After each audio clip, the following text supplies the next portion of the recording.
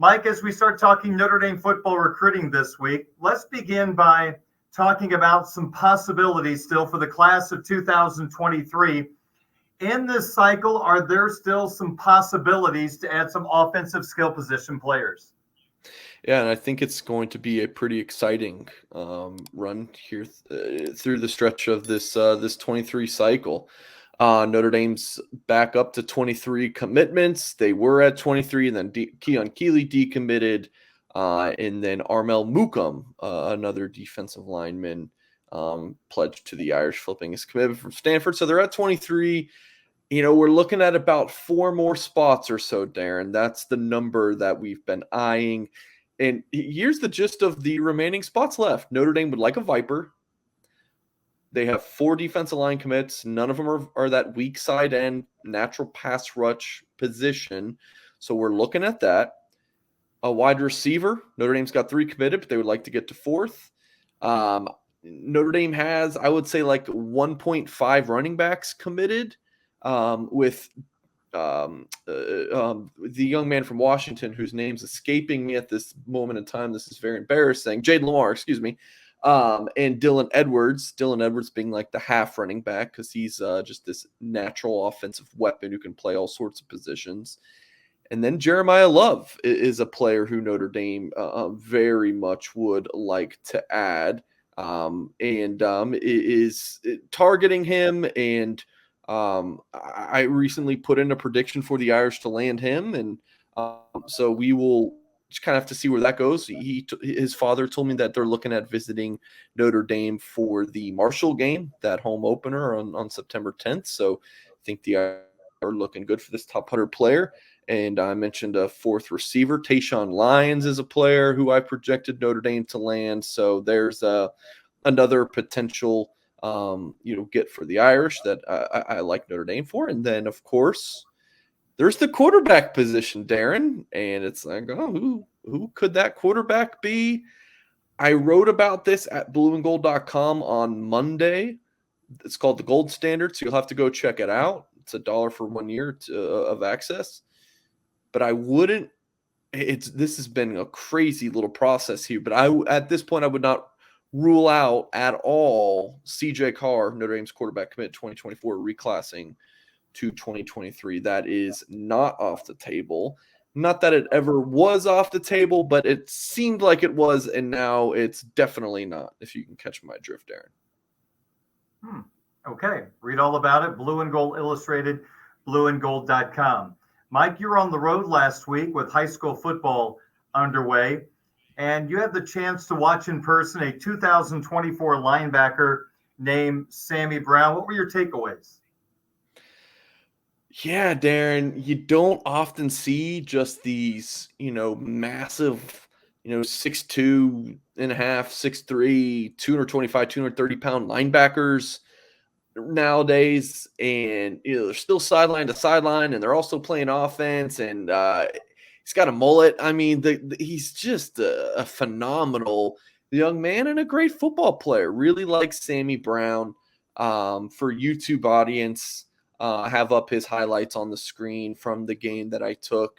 Yeah, Darren, I'll talk about him on defense first. Jefferson, his team won. It was a blowout. I think it was like 56-21 or 28 or something like that. The final score was not as close as the actual game was. It was running clock in the 4th quarter.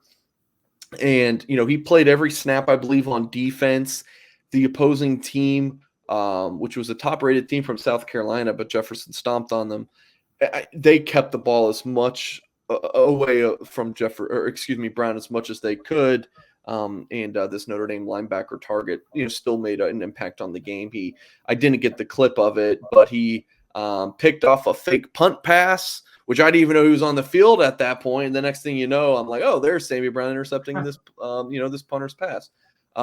Made a handful of tackles, looked good on defense, but again, they really tried to keep the ball on the outsides to keep things away from Sammy Brown making a play. And then on offense, he had 4 rushing touchdowns, including one that he broke from over 50 yards. Powerful back. So He's definitely a linebacker at the next level, but it kind of reminds me of Prince Kali, who Notre Dame has going into his sophomore season. He was outstanding on defense, but you watch him on offense, like, man, sure this kid's not running back at the next level. It's like, yes, no, he's a linebacker. Like, let's calm it down a little bit. And in terms of his recruiting process, Darren, the Southern schools are going to be tough to beat. Georgia, South Carolina, Alabama. Like all those typical SEC programs going after this kid who's about a half hour from the Athens, Georgia area. But he's going to visit Ohio State for the Notre Dame game, so he'll see the Fighting Irish in person. He visited Notre Dame over the summer. The Irish are, I would say, probably a top 5 contender for him at this point. Really likes James Laurinaitis, Al Golden, Marcus Freeman, Al Washington, like all these, coaches on the Notre Dame staff with this linebacker background. So while Notre Dame is, not the first or second school you think of when national folks are looking at Sammy Brown's recruitment, you probably think Georgia's the favorite to get him. I do think you got to keep a close eye on the Fighting Irish. Mike Singer, Notre Dame football recruiting insider, Blue and Gold Illustrated, blueandgold.com. Since you mentioned the Notre Dame-Ohio State game, let me ask you this, because right before my show today, Yahoo Sports' Dan Wetzel was a guest on the Colin Cowherd Show, and he was asked about the importance of the first game for Marcus Freeman as Notre Dame head coach, at least during the regular season. Of course, he coached against Oklahoma State. And there was some importance put on the game by the guest, including mentioning, hey, Notre Dame and Ohio State are going after a lot of the same players. Many of those players are going to be at the game. So there is some concern if Notre Dame blows out, it could be something that Notre Dame could be affected by in recruiting. There are so many things that go into recruiting. Do you think that's a statement that is overblown, or is there something to that? I think the truth has got to lie somewhere in the middle of that, Darren. It's a fair point of, you don't want to get embarrassed on the national stage, but if you're a good recruiter, what you can say to a player is, that's why we need you.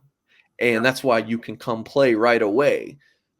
So, yeah, you would like to win that game, but obviously for recruiting, it would help a lot more than hurt. But, yeah, losing it, getting blown out, not great, but it's not a reason to overreact. If you're a player and your top 2 is Notre Dame and Ohio State, you're going to pick where you want to go spend the next 4 or 5 years, or I guess 6 months if you just want to transfer. But you're going to pick it based on a game that you weren't involved in. Like, it just doesn't make sense to me. I often don't see players picking off of a single game. It's all about relationships. It's about those visits. It's the academic component. So, yeah, I mean, yeah, if a kid's going to pick Ohio State over Notre Dame because of the outcome of that game, they probably weren't going to Notre Dame anyways. That's just kind of how I feel. But it's a good chance to make a statement, that's for sure. But, even if Notre Dame does go out there and win, it's not going to be like, Notre Dame's going to sign the number 1 class now in 2023 and or 24. That's not how it works. Standout commitments from last Friday. Did anybody catch your attention? Yeah, Peyton Bowen, 5-star Notre Dame safety commits, had himself a pick 6, and we'll pop it up on the screen here for our YouTube audience, Darren. The receiver kind of just runs this in breaking a little. He comes inside for this hitch route. Peyton Bowen is about, when the play starts, you can't even see him on the screen. He's about 10 yards away from the receiver. He reads it all the way, makes a break on the ball. The quarterback did leave the pass a little bit inside for Bowen to go get it. So he didn't do his receiver any favors, but really nice break on the ball by Bowen, and takes it back to the house. I believe it was about 75 yards out. So Peyton Bowen, I would say, is definitely one, Darren. In a losing effort, Notre Dame receiver commit Rico Flores still had over 100 yards receiving. So a fine outing by him, again, despite a loss. And then I'll pop up on the screen a touchdown run for Notre Dame quarterback commit CJ Carr. It rolls right, nothing going or nothing doing. Wanting to see what's downfield for him, takes off, jukes out a defender, and runs into the end zone for a touchdown. So, and I will actually be in the Ann Arbor area on Thursday to watch CJ Carr in person. So, looking forward to giving you that report on how it went afterwards, Darren.